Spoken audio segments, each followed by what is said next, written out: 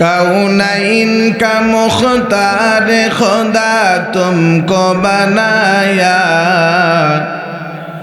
कौनैन का मुख्तार खुदा तुमको बनाया, उम्मत की निगाहबान खुदा तुमको बनाया, उम्मत की निगाहबान खुदा तुमको बनाया। या रब मेरे आँखों में समा जाए मदीना, या रब मेरे आँखों में समा जाए मदीना, मुद्दत से मेरे दिल में तमन्नाए मदीना, मुद्दत से मेरे दिल में तमन्नाए मदीना। तलवार पकड़ हो के निगाह मैदान आसीर, तलवार पकड़ हो के निगाह मैदान आसीर, दुश्मन के मुकाबिल तो लगा नाराए तकबीर, दुश्मन की मुकाबिल तो लगा नाराए तकबीर। तू मर्द मुसलमान हो तो मर्द मुसलमान, तू मर्द मुसलमान हो तो मर्द मुसलमान, एक हाथ में तलवार एक हाथ में कुरान, एक हाथ में तलवार एक हाथ में कुरान। मायार नबी ताয়েফের ময়দানে রওনা দেয়। তায়েফবাসীরা নবীকে বুঝতো না, চিনতো না। তায়েফের ময়দানে মায়ার নবী কোরআনের দাওয়াত নিয়ে যায়। আল্লাহ প্রদত্ত জ্ঞান গরিমার শিক্ষার জন্য মায়ার নবী তায়েফের ময়দানে রওনা দিয়েছে। মায়ার নবীকে তায়েফবাসীরা চিনতে পারে নাই। কেমন নবী পাইলা? ওই নবী একটা বারও তায়েফবাসীর জন্য বদদোয়া করে না। উহুদের ময়দানে নবীর দান শহীদ হয়ে গেল। তায়েফের ময়দানে নবীকে কতই না মারলো। জমিনের ভিতরে তায়েফবাসীরা নবীকে চিনতে পারে নাই।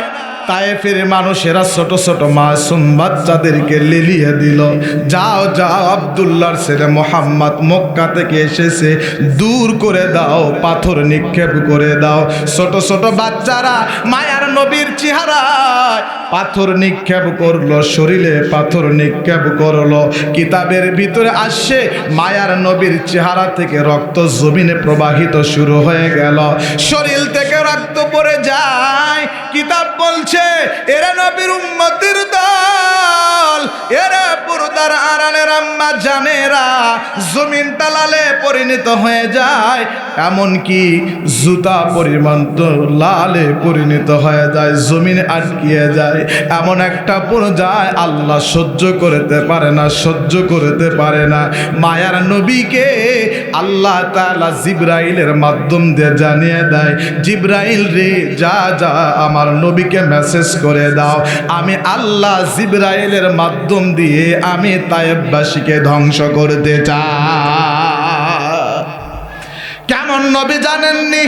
মায়ার নবী একটা বারের জন্য উম্মতের জন্য বদদোয়া করে নাই। মায়ার নবীকে জিবরাইল ডাক দেয়া বলে, নবী আমার, তায়েফবাসীরা আপনাকে এত কষ্ট দেয়, আপনি একটা বার আমি জিবরাইলকে অর্ডার করেন, তায়েফবাসীকে আমি জিবরাইল ধ্বংস করে দিব। মায়ার নবী কান্না মাখা হৃদয় নিয়ে ডাক দেয়া বলেন, জিবরাইল ভাইরি, আমি কার জন্য বদদোয়া করব, কার জন্য বদদোয়া করব? ওই তায়েফবাসীরা যদি আমি রসুলকে চিনতো আর অন্তরে ভালোবাসা আনতো, তাহলেই তো আমি রসুলের মহাব্বত আর ভালোবাসা বুঝতো। তায়েফবাসীরা বুঝতে পারে নাই আমি রসুলের কদর। এরা জিবরাইল ভাই, আমি আমার গুনাহগার উম্মতের জন্য বদদোয়া করতে পারবো না। আমি দোয়া করে যাই তায়েববাসীকে আল্লাহ হেদায়েত দুক, হেদায়েত দুক। তায়েববাসীরা যদি বুঝতো তারা আমি রসুলকে কষ্ট দিত না। আর পরবর্তী প্রজন্মের লোক যারা আসবে তারা যেন আমি রসুলের আদর্শ বুঝে আমি বদদোয়া করতে পারবো না। আল্লাহর নবী উম্মতের জন্য দোয়া করেছেন, বিন্দু পরিমাণ উম্মতের জন্য বদদোয়া করে না। আজ তো ওই নবীকে বুঝতে পারলাম না, চিনতে পারলাম না। সাহাবায়ে কেরামরা চিনেছে, বুঝেছে। নবীজির একজন জলিলুল কদর সাহাবী ছিল, নরমওয়ালা দিল, নাম ছিল হযরতে আবু বকর রাদিয়াল্লাহু তাআলা আনহু। আবু বকরের দিলটা এত নরম আর নবীর প্রতি এত মহাব্বত ছিল রে ভাই। আবু বকরের ইতিহাসে পাওয়া যায় আবু বকরকে হিজরতের জন্য মায়ার নবী একদিন বলেছেন, সেদিন থেকে আবু বকর আর কোনোদিন বিছানায় যায় না। অথচ আজকের যুবকেরা রসুলের আদর্শ নিয়ে চলে না। আজকের যুবকেরা নবীওয়ালার আদর্শ থেকে আজকে অনেক দূরে রে। আজকের যুবকেরা শুধুমাত্র নেইমারের ভক্ত, মেসির ভক্ত। কথা কন ঠিক না ব্যাঠিক? আজকের যুবকেরা নবীর আদর্শ নিতে পারে নাই। যুবকরা আজকে মোবাইলের আসক্ত হয়ে আছে, নারীর আসক্ত হয়ে আছে। আজকের যুবকেরা কেবলমাত্র শুধুমাত্র ক্যাসিনোর সাথে সম্পৃক্ত। আজকের যুবকেরা মাদকের সাথে সম্পৃক্ত। আজকে পাবনার যুবকদেরকে ডাক দিয়া বলি, এ যুবক, জিন্দাগিতে কতই না গুনাহ করেছো, গুনাহ ছাড়ো, গুনাহ ছাড়ো। নবীর আদর্শ নিয়ে চলো, নবীর আদর্শ নিয়ে চলো। মা বাবার সেবা করো, মা বাবার মোহাব্বত অন্তরে আনো।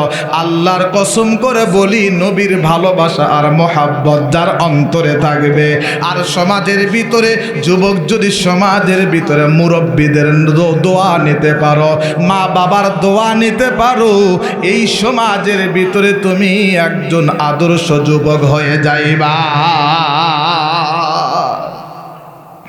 যেখানে আমরা প্রোগ্রামে যাই শুধু আওয়াজ দিয়ে বলে, হুজুর আজকে যুবকদেরকে নিয়ে কিছু কথা বলেন, আলোচনা করেন। এই বৃদ্ধ বাবাজি, পর্দার আড়ালের আম্মা জানেরা, আজকে যুবকদেরকে কেন আমি গালি দিব? আজকে আমি আপনাদেরকে এই মাহফিল থেকে জানিয়ে দিতে চাই, আপনি যদি আপনার সন্তানের অন্তরে যদি ইসলামের আলো ঢুকিয়ে দিতেন, কোরআনের বাতি যদি ঢুকিয়ে দিতেন, আজকের যুবকেরা ক্যাসিনোর সাথে সম্পৃক্ত হতো না, মুরব্বীদেরকে অসম্মান করতো না, মা বাবার খেদমত থেকে দূরে থাকতো না। কথা বলেন ঠিক না ব্যাটি? যুবকদেরকে ডাক দেয়া বলবো, যুবক গুনাহ ছাড়ো, গুনাহ ছাড়ো। দুনিয়ার রং তামাশা নিয়ে মা বাবার মনে কষ্ট দিও না। দুনিয়ার রং তামাশায় পড়ে পড়ে নারীর আসক্ত হয়ে, ক্যাসিনোর আসক্ত হয়ে, মোবাইলের আসক্ত হয়ে আখিরাতটাকে ধ্বংস করো না রে বাবা। আল্লাহর কসম করে বলি, জমিনের ভিতরে মা বাবা আমাদের জন্য বড় একটা সম্পদ। মা বাবার দোয়া যায় দুনিয়াতে নিতে পেরেছে রে, এই জমিনে তারা আদর্শ যুবকওয়ালা হয়েছে। মা বাবা আমাদের জন্য কতই না কষ্ট করেছে, জানো নি রে ভাই? মা বাবার ঋণ, মা বাবার কষ্টের ঋণ আমরা কোনোদিন পরিশোধ করতে পারবো না। যুবকেরা একটা বালিশের সাথে মাথাটা লাগে একটু গভীরভাবে চিন্তা করো, মা বাবা আমাদের জন্য কতই না কষ্ট করেছে। মা বাবার ঋণ কিয়ামত পর্যন্ত পরিশোধ করা যাবে না। জীবনের মূল কষ্ট মায়ের প্রসব বেদনায়, সাত আসমান সাত জমিন তখন মায়েরই মাথায়। এমন মাকে কেমনে আজি, এমন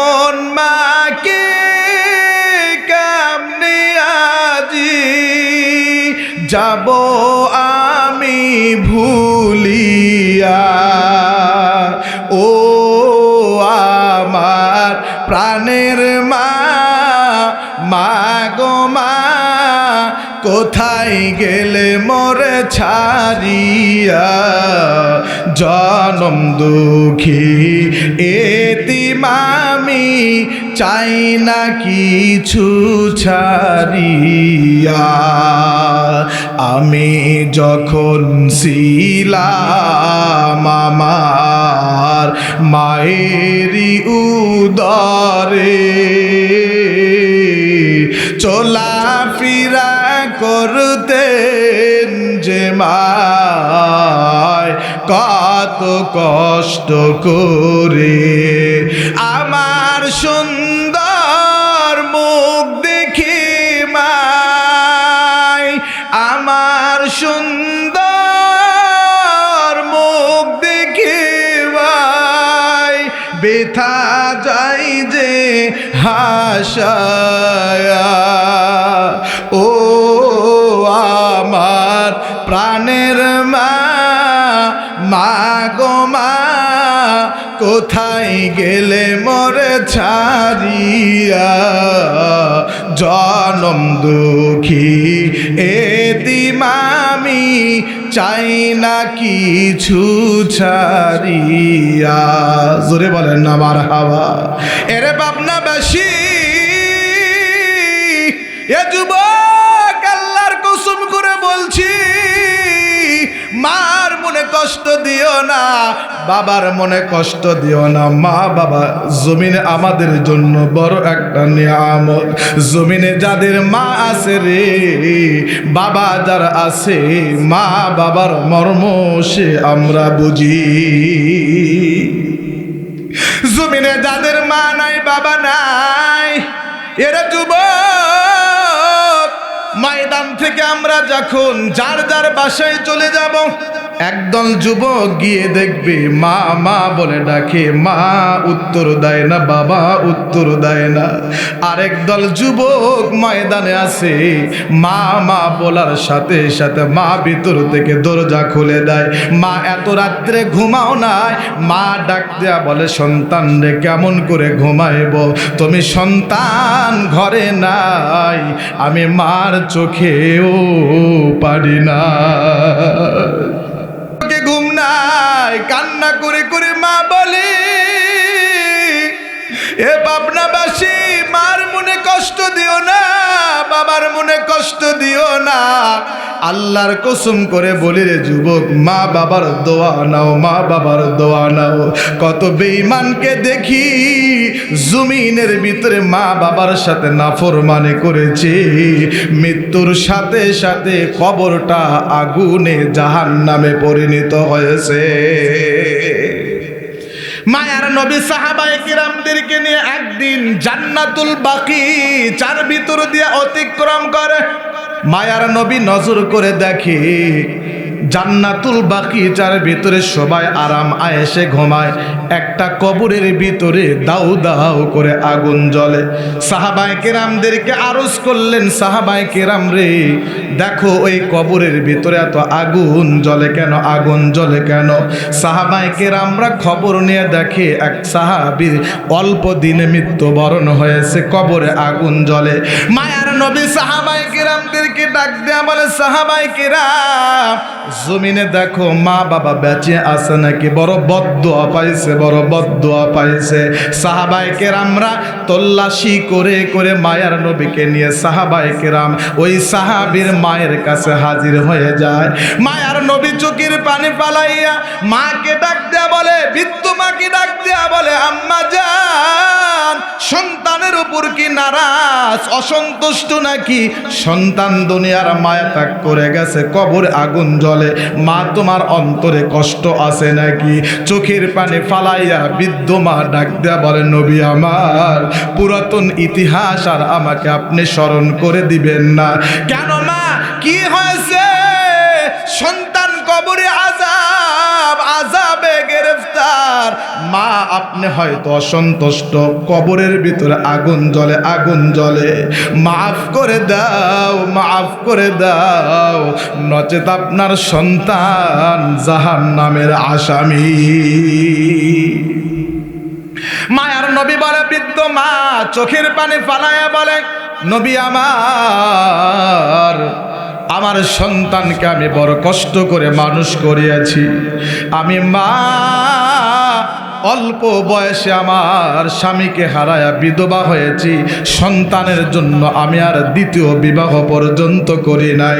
সন্তানকে মানুষের বাড়িতে বাড়িতে কামলা দিয়ে দিয়ে আমি মা আমার সন্তানকে মানুষ করিয়ে আদর্শ লেখাপড়া দিয়ে আমি আমার সন্তানকে এই জমিনের ভিতরে বিবাহ শাদী দিয়ে আমি সংসারে পরিণত করে দিয়েছি।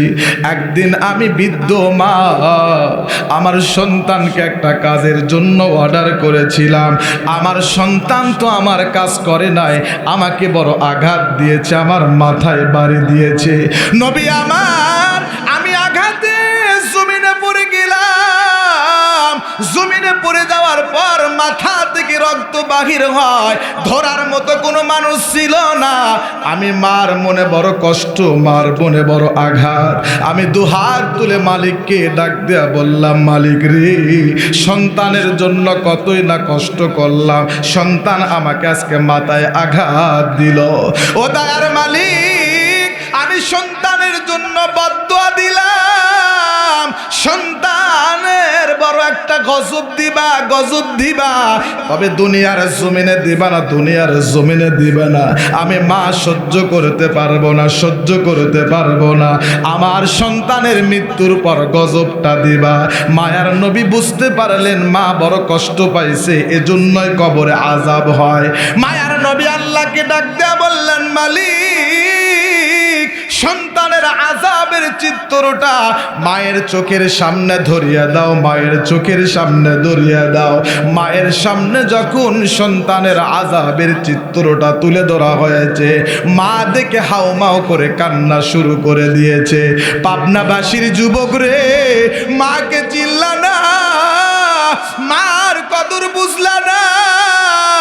জমিনের ভিতরে কতজনের মা নাই, বাবা নাই, মনটাকে কাঁদে না, মার জন্য কিছুই করতে পারলাম না, বাবার জন্য কিছুই করতে পারলাম না। আমার নবীও ছিল ইতিম রে বাবা। মায়ার নবীর জন্মের পূর্বে বাবা দুনিয়া থেকে বিদায় নিয়ে চলে গেছেন। 6 বছর বয়সে আমার বাবা, মায়ার নবীর বাবা দুনিয়া থেকে চলে গেছেন। মায়ার নবী বলে, উম্মতিরা বাবার কদর বুঝো, মার কদর বুঝো। ঋণ পরিশোধ করতে পারবা না, ঋণ পরিশোধ করতে পারবা না। আজকে মার মুখে খানা দিতে তোমার অভাব হয়, বড় কষ্ট হয়, অথচ একটা বার খেয়াল করো রে, ওই মা বাবা আমার আপনার জন্য শৈশবকালে কতই না কষ্ট সহ্য করেছে। মায়ার নবী যখন এই কবরের আযাবের চিত্র বৃদ্ধ মহিলার সামনে তুলে ধরলেন, মা চোখে পানি রাখতে পারেন না, মা হাউমাউ করে কান্না শুরু করে দিলেন। নবী আমার সন্তানের আর কষ্ট আমি চোখে সহ্য করতে পারি না, আমি মা মাফ করে দিলাম, মাফ করে দিলাম। আপনি নবী আল্লাহর কাছে জানিয়ে দেন, আমি মা তাকে মাফ করে দিলাম। মায়ার নবী আল্লাহকে বলার সাথে সাথে আল্লাহ পাক রব্বুল আলামিন, আল্লাহ পাক রব্বুল আলামিন ওই সাহাবীর কবরটাকে আল্লাহ জান্নাত দ্বারা সাজিয়ে দিলেন। একটি গিলাস পানির ফলে বাইজিদের কোলে তুলে, হাত তুলে মা বলে, বাইজিদ কেহ নিবানা।